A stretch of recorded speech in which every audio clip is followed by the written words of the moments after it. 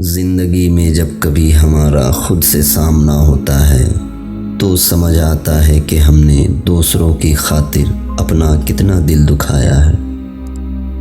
تمہارے نفس کی بہتری کے لیے اتنا کافی ہے کہ تم ان چیزوں سے دور ہو جاؤ جو تمہیں دوسروں میں نہیں پسند۔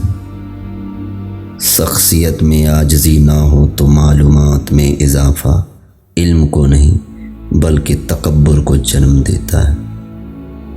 آپ جس کے ساتھ جتنا زیادہ مخلص ہوں گے وہ آپ کو اتنا ہی زوردار تھپڑ مارے گا۔ آپ کی مخلصی بھی حیران رہ جائے گی۔ جس معاشرے میں اچھی اور معیاری تعلیم مہنگے داموں میں بیچی جائے وہاں قوم کی فکر کرنے والوں کے بجائے ذریعہ معاش کی فکر کرنے والے ہی پیدا ہوتے ہیں۔